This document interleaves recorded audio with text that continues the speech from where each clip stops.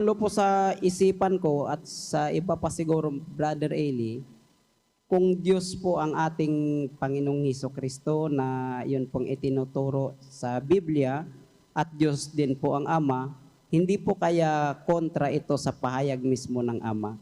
Sana po ay maliwanagan po kami at maraming salamat po. Ang Diyos walang hanggan, infinite. Hindi mo pwedeng bilangin yon.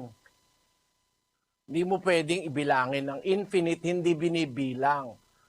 Yung infinity, hindi binibilang yon. Infinity nga yun eh. Walang number na lalapat sa infinity. Walang number na lalapat sa walang hanggan. Tandaan mo yon, kapatid. Walang lalapat na number sa walang hanggan. Ang Diyos walang hanggan. Ang Diyos infinite. Ano ibig sabihin ng infinite? Wala siyang sukat.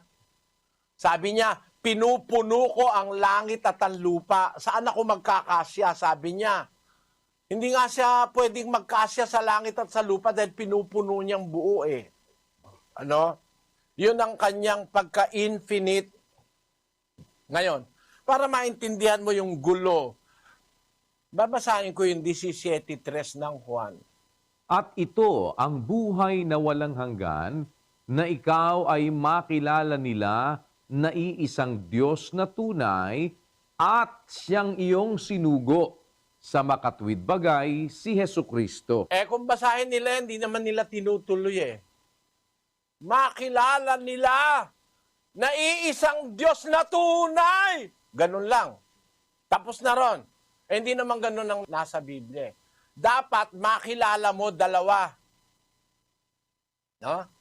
Makilala ka nila na iisang Diyos na tunay, nakatingala siya sa langit dyan eh.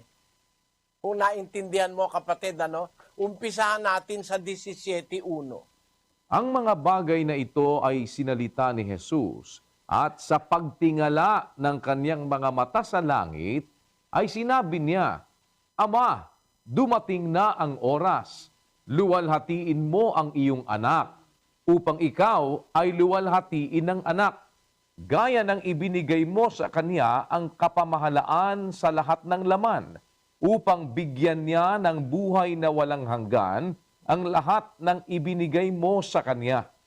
At ito ang buhay na walang hanggan, na ikaw ay makilala nila na iisang Diyos na tunay at siyang iyong sinugo sa makatwid bagay si Hesukristo. Niluwalhati kita sa lupa, pagkaganap ko ng gawa na ipinagawa mo sa akin. At ngayon, Ama, luwalhatiin mo ako sa iyo rin ng kaluwalhatiang aking tinamo sa iyo, bago ang sanglibutan ay naging gayon. Kita mo, ako itutuloy mo lang pala, maintindihan mo sinasabi ni Kristo eh. Ang sabi niya, pagtingala niya sa langit, tandaan mo, nakatingala siya sa langit. Nananalangin siya sa Ama.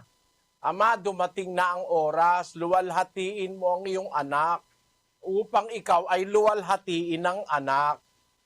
Tapos sabi niya, ito ang buhay na walang hanggan. Nakatingala siya sa langit niya, makilala ka nila na iisang Diyos na tunay.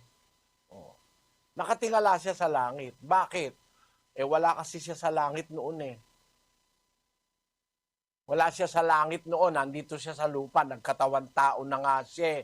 Bumaba na siya, galing siya sa langit. Bumaba siya. Basahin natin ang 6:38 ng Juan. Sapagkat bumaba akong mula sa langit, hindi upang gawin ko ang aking sariling kalooban, kundi ang kalooban ng nagsugo sa akin. Di wala na siya sa langit. Bumaba nga siya eh. Saan siya galing? Sa langit. Meron bang tao sa langit na nag-umpisa sa langit? Wala nun. Walang tao sa langit, kapatid, na manggagaling sa langit, bababa sa lupa, tapos tao. Wala nun. Ngayon, kung nandito siya sa baba, nakatingala siya ngayon. Ang kausap niya yung Ama. Ama, ito ang buhay na wala hanggan. Makilala ka nila ng mga taong Kristiyano na iisang Diyos na tunay. Saan? Doon sa langit. No? Nung oras na yon. Kasi, nung oras na yun, wala siya sa langit, nasa lupa siya. Ba't siya nasa lupa? Bumabae ka akong mula sa langit. Pero kung itutuloy mo sa 17:5, ngayon, Ama, luwalhatiin mo ako sa iyo. Sa iyo rin ang kaluwalhati ang aking tinamu sa iyo bago ang sanlibutan naging gayon. Wala pa palang sanlibutan nagtamo na siya ng kaluwalhatian sa Ama Ano? Kaya past tense na Luwalhatiin mo ako ng kaluwalhati ang aking tinamo sa iyo bago ang sanlibutan naging gayon. Paano naging tao yan? Meron bang tao na nauna pa sa sanlibutan? Kung tutuloy pa natin dyan sa 17 pa rin, ano? Ang itinuturo lang sa inyo dyan, 17:3 Inaalis niya na yung iba Punta ka sa 17:24, kapatid na Daniel.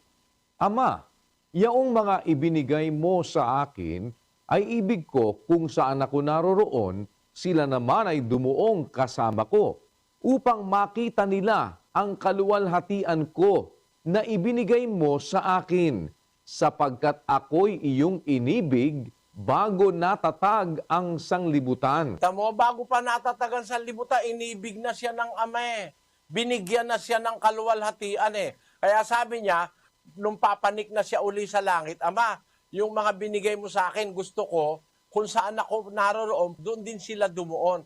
Para makita nila yung kaluwalhatiang ibinigay mo sa akin, sapagkat ako'y inibig mo bago natatagan sa libutan. Nauna pa pala siya sa universo No?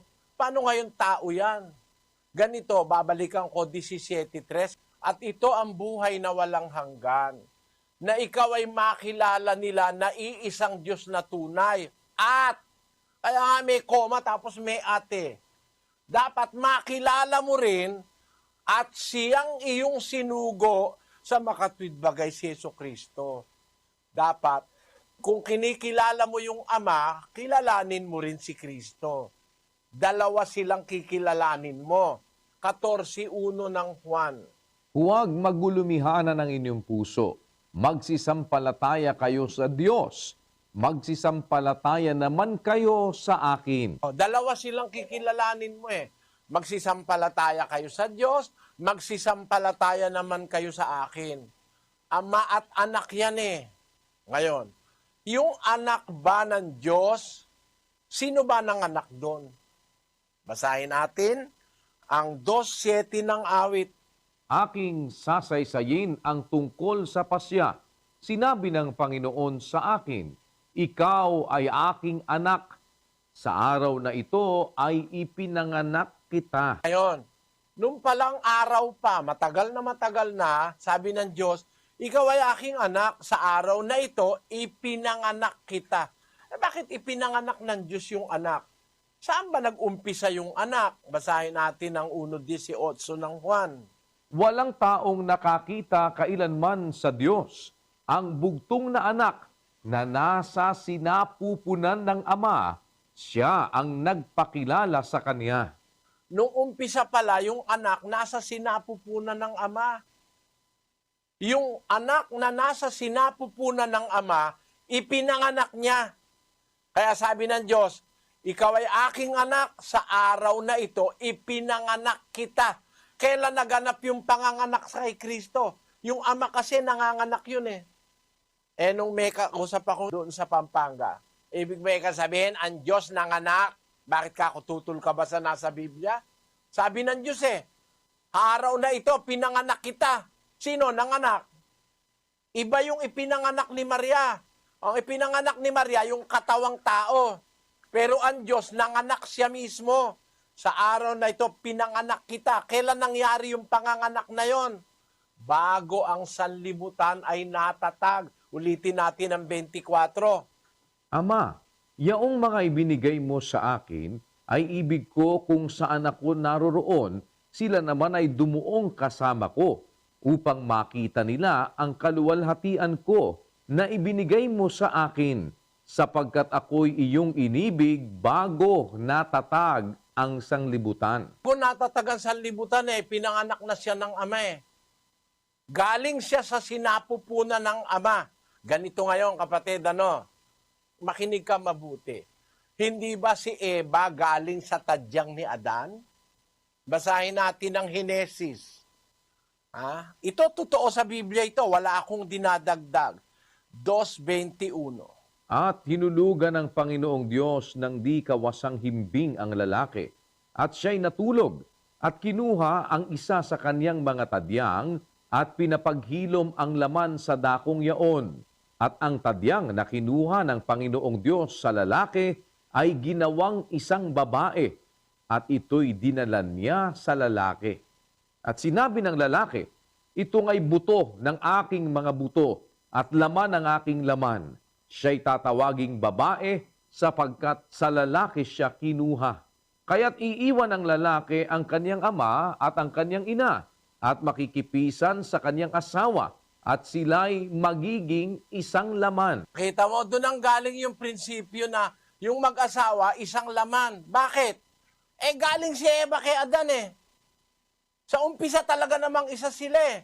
Kaya pagka ng lalaki nagkaasawa, yung asawa niya itinuturing na kaisa niyang laman. O katunayan, 19:5 ng Mateo. At sinabi, dahil dito'y iiwan ng lalaki ang kanyang ama at ina at makikisama sa kanyang asawa at ang dalawa ay magiging isang laman.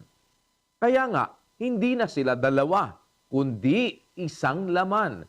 Ang pinapagsama nga ng Diyos ay huwag papaghiwalayin ng tao. Sabi ni Kristo, kaya nga yung lalaki at babae nag-asawa, hindi na sila dalawa, isa na sila.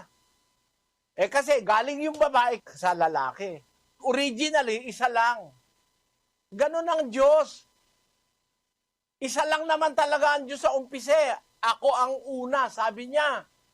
Nanganak siya, galing sa sinapupunan niya, parang si Eva, galing sa tadyang ni Adan. Pag nag-asawa ngayon ng lalaki, ang pronouncement ng Diyos, ang sabi ng Diyos, hindi na dalawa, kundi isang laman. Tutulan mo nga ngayon yon.